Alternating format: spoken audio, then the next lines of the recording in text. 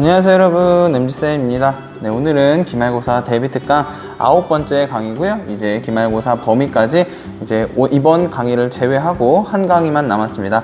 자, 여러분들 마지막까지 파이팅 해주시고요.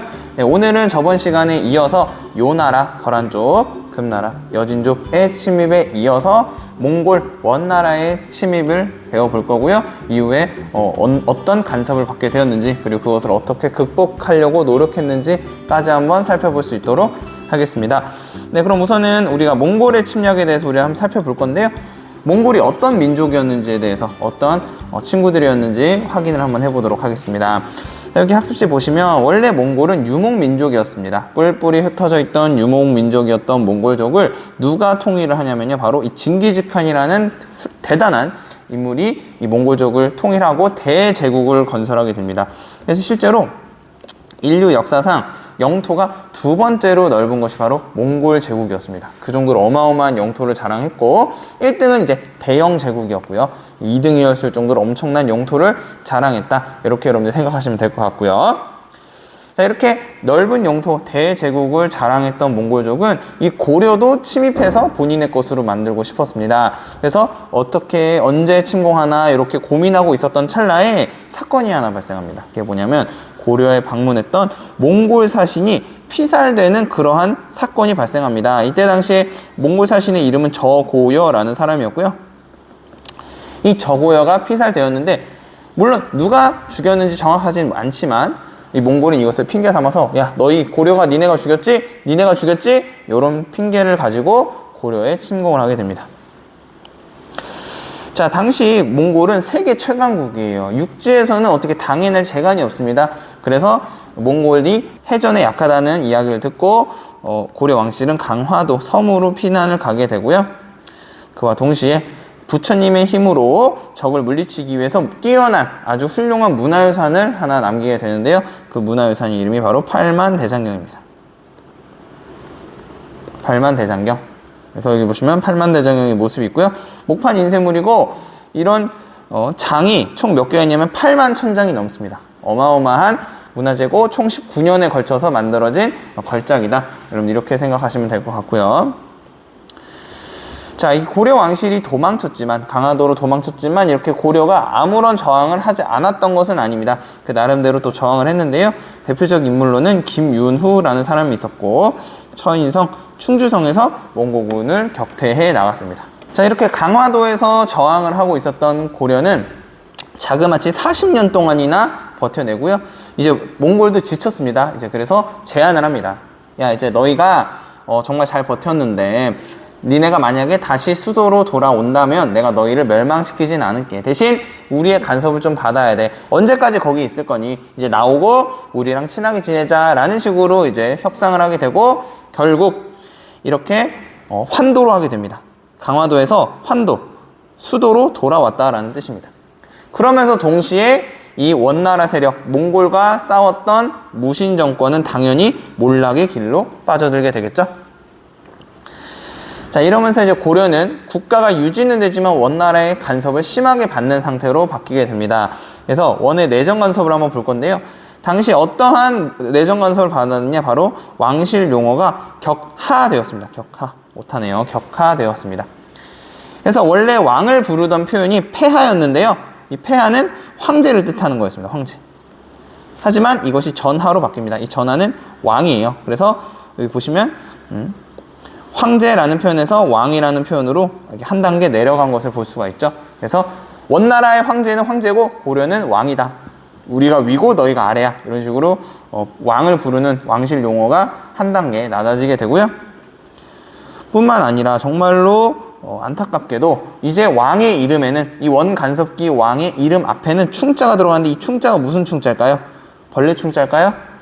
많은 학생들이 벌레충이라고 하지만 그 벌레가 아니라 충성하다의 충자입니다. 그럼 누구에 대한 충성이겠어요?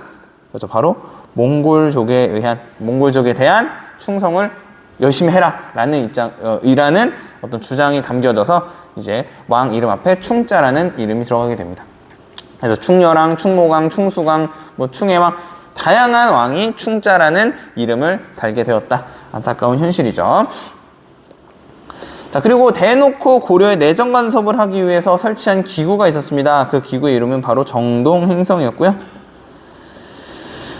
정동행성에서는 뭐 다음 왕을 선출한다든지 이렇게 엄청난 막강한 권력을 통해서 고려의 내정 간섭을 했다. 이렇게 보시면 되겠습니다.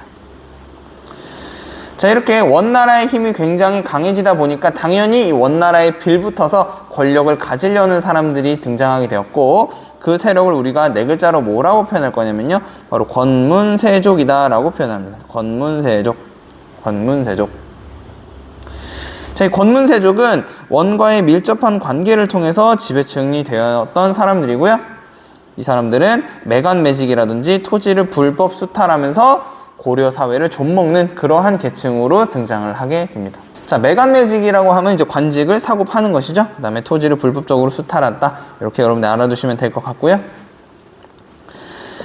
자, 그래서 지금 현재 고려의 문제는 두 가지입니다. 첫 번째는 원이 엄청난 내정 간섭을 하고 있었다라는 것이고, 두 번째는 이러한 원나라에 빌붙어서 사는 이 권문세족으로 인해서 사회가 많이 많이 안 좋아지고 있다라는 것이고요. 이 두 가지를 해결하기 위해서 등장한 인물이 바로 오늘 우리가 배울 공민왕입니다. 공민왕. 그래서 공민왕이 어떤 정책을 펼쳤는지 살펴볼 건데요. 이 공민왕이 원나라에 대해서 강력한 스탠스를 취할 수 있었던 배경이 있습니다. 그 이유는 바로 중국 각지에서 반란이 일어나요. 반란으로 인해서 원나라 사회가 굉장히 혼란스러운 상황이었습니다. 즉, 원나라가 약해질 대로 약해진 상황에서 공민왕이 이 원나라 세력을 몰아내고 권문세족을 때려잡는 정책을 펼치게 됩니다. 같이 한번 보겠습니다. 자, 첫 번째로 반원, 원나라에 저항하는 운동을 그런 정책을 펼치는데요. 대표적으로는 몽골식 변발을 금지했다. 그래서 몽골식 변발이라는 스타일이 있었는데 그것을 금지시켜 버리고요. 두 번째로는 몽골이 고려로부터 직접 지배하고 있던, 그러니까 고려 입장에선 빼앗겼던 땅인 쌍성총관부를 공격해서 이 지역을 수복을 합니다. 쌍성총관부 지역이 어디냐면 바로 선생님이 밑줄 지고 있는 요 있죠? 요 지역이 바로 쌍성총관부인데, 이 지역을 공민왕 때 공격을 해서 되찾아왔다, 다시 되찾아왔다, 이렇게 이해하시면 되겠습니다. 그래서 수복했다, 이렇게 보시면 되겠습니다. 원래 원나라가 가지고 있었는데, 자, 이렇게 공민왕은 원나라를 밀어내려고 했고요. 뿐만 아니라 이제 다음으로는 원나라에 빌붙었던 권문세족 세력을 몰아내는 것이 중요한 과제였습니다. 그래서 바로 권문세족이 가지고 있던 불법적으로 취득했던 토지를 돌려주고, 그 다음에 불법 노비를 해방하는 기구를 하나 만듭니다. 그게 뭐냐면 적어볼게요. 전민변정도감이다 라고 이야기를 하고요. 전민변정도감. 자, 여기서 전은 밭전자예요. 그래서 땅을 뜻하고요. 여기서 민은 그쵸, 백성을 뜻합니다. 그래서 해석하면 이거예요. 땅과 백성들을 올바르게, 바를 정자입니다. 올바르게 변화시키는 기구다. 그래서 여기 보시면 불법적으로 취득한 토지, 밭전자죠. 전. 그 다음에 불법으로 노비가 된 사람들, 백성들, 민.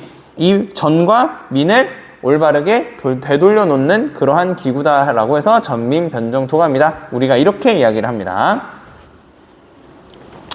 자, 이러한 정책은 당연히 권문세족의 반발을 불러올 수밖에 없었고요. 당시 공민왕이 결국 살해가 됩니다. 시해가 되면서 이 공민왕의 개혁은 미완의 개혁으로 마치게 됩니다. 네, 그래서 오늘도 많은 내용을 배웠습니다. 첫 번째로는 몽골족이 어떻게 대제국이 되었는가에 대해서 살펴봤고요. 몽골이 왜 고려에 쳐들어오게 되었는지 우리가 한번 살펴봤습니다. 그 이후에 고려 왕실은 강화도로 도망치게 되고 김윤우의 저항이 있었지만 결국 개경으로 환도하면서 원간섭기에 들어서게 됩니다.